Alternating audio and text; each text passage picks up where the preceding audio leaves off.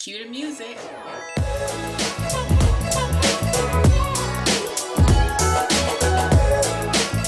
That's right. I survived 2 years of being an entrepreneur. And boy, do I have some things to share with you. While this is not an exclusive list, these are the top 6 things that have come to mind as my 2 year anniversary is approaching, and just some of the things I want to share with you.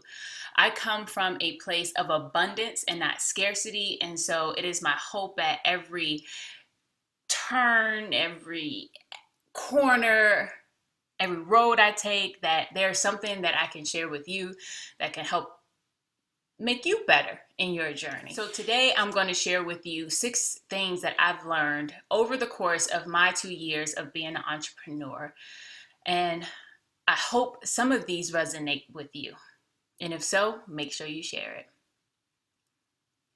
The first thing is, if you are about to start a business, if you're about to go off on your own, the first thing is let your family know. Let those who are supporting you, surrounding you, let them know that you're about to go on a journey that you have never been down before. You're about to go down a road that you've never been down before, and that you will need support. You don't know when, you don't know where, but you will need their support. I was so fortunate to have just a very supportive husband who we sat down a bunch of times, and he was like, Rianka, are you sure? You ready? But those nights where I started to doubt myself and just started asking myself why, he was there to support me, as well as my family members and as well as my close-knit group of friends who just kept pushing me. You're going to have imposter syndrome of, who am I to be building this business? Who am I to be building this app, this widget? Who am I to be, having this service? You're going to doubt yourself so many times, and it's going to be that support system that is surrounding you that is going to make your journey possible. So that was number 1. Number 2 is, of course, I can't be a financial planner without talking about finances. You have to get your finances in order. For me, what I did personally was, we were living in a 2-income household. And about 5 months before I thought or I knew I was going to take the leap, we just started living off of 1 income. And we started to save everything that I earned and just kind of see what it felt like to live off of 1 income. If we needed to cut some services, do some things, we did everything we needed to do to make sure that we were financially secure once my income stopped. And then also, you want to do this because, when you start your business, you don't know when you're going to get your first client, when you're going to sell your first product. And so you want to make sure that you have an emergency fund, this little slush fund, rainy day fund, so that if month 1 passed, month 2 passed, and you still don't have a client or have sold a service, you're not financially stressed. As an entrepreneur, as a business owner, you're going to be stressed anyways, and you don't want your finances to be on top of that. Also, going back to letting your friends know that you're about to start a business. These brunches that you usually go on every Saturday, or that monthly dinner with friends that you go on, you might have to start making it quarterly. Like once a quarter, treat yourself to something. You're going to be working very hard, so definitely treat yourself. But let your friends know, listen, I'm about to start this business. My finances are going to be a little tight, and so I am going to have to start cutting back. And these are one of the things that I'm going to have to start cutting back on. And if they're your friends, they will definitely understand. Don't feel any other type of way than you're building a business and you need to stash your cash. All right? Awesome. The third one, I share this with advisors who reach out to me, who are looking to start their own firm. I share this basically with anyone who comes to me and say, Rianka, I want to start a business. I share this with my clients. You must read The E-Myth by Michael Gerber. It's the E as in entrepreneur, the E-myth. And this is going to basically set the foundation you need as a small business owner. Understanding that you wear three hats all the time: the entrepreneur hat, the manager hat, and the technician hat. The technician hat is the hat that you're very used to. It's your skill set, your trade, the reason why you're probably going into business. The manager hat is a hat that you probably haven't worn before, which is the bookkeeping, the hiring, the firing people, the outsourcing, the delegating, compliance, if you're an advisor like myself. So a lot that goes into the manager hat. And then the entrepreneur hat, that hat that you wear as the visionary, the hat that you have to make time for so your business does not become stagnant. You want to continue to go with the motions, go with the flow, but you can't do that if you don't allow time for it. I can do a whole separate video on the E-myth and building that foundation as an entrepreneur, because that's why it's that important. So if you're thinking about starting a business, if you have just started a business, or even if you're 5 years into a business, you need to read the E-myth. And number 4, when you launch your business, you need to do it 110%. No holding back. Don't be apologetic about anything. You are always selling yourself. You are your own brand. So yes, you're going to have to be very aware and cognizant of how you present yourself to the public, because once people, find out your name and, they'll, let me tell you something.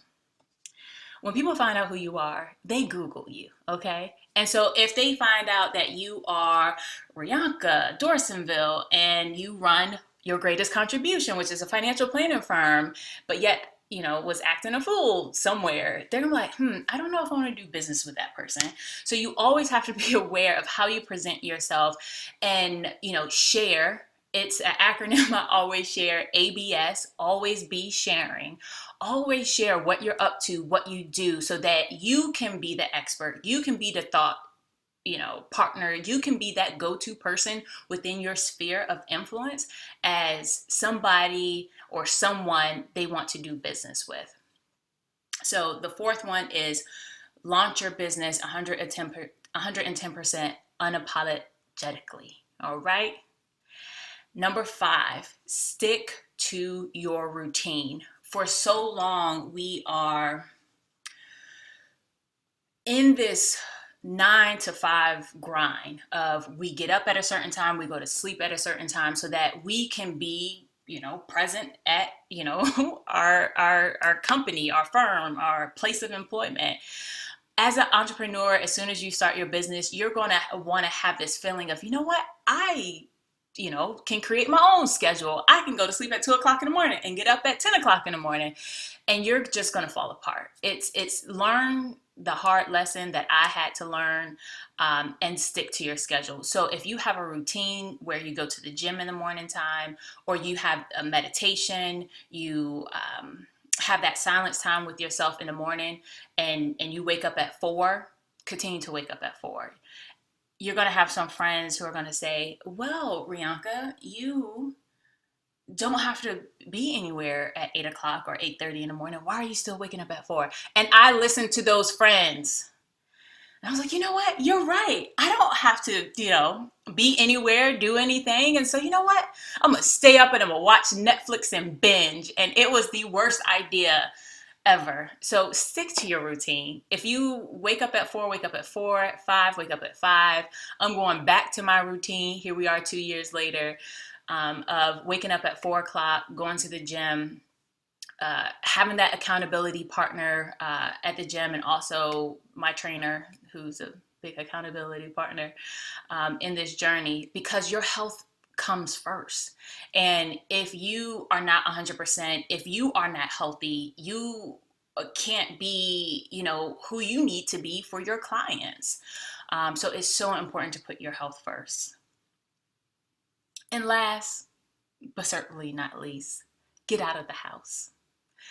You have to get out of the house, or it's going to be this D word that comes into effect: depression. And it happened to me. My first couple of months of, working for myself, I thought it was awesome just to be in your PJs and get dressed from the waist up when I was meeting with clients. And I was literally in the house all day. And it didn't help that it was the winter time and it got dark quicker. And I got very depressed. And I was doing the one thing that makes me so happy, which is spreading the good gospel of personal finance, building financial plans for my clients. And I was sad and I didn't understand why. And it's because I didn't realize the weight I put on human interaction and just that connection. And when you're working or going into a place of work, you have that water cooler talk. You have that, during lunchtime, you are just talking with your coworkers or your colleagues and saying, hey, so what do you do this weekend, etc. And so get out the house, join a mastermind group. My mastermind group is actually virtual, so that doesn't help with my get out of the house. However, there are so many co-working spaces, very affordable. I think that's another great future video about the different workspaces that you can go to besides the coffee shops and the grocery stores that have cafes in them. There are so many other places that you can go to that can make your life productive as an entrepreneur. So here we go. 2 years entrepreneur. I've had a great long up and down journey as an entrepreneur. I say this all the time: you can have the highest of highs and the lowest of lows all in the same day, but I wouldn't change it for the world.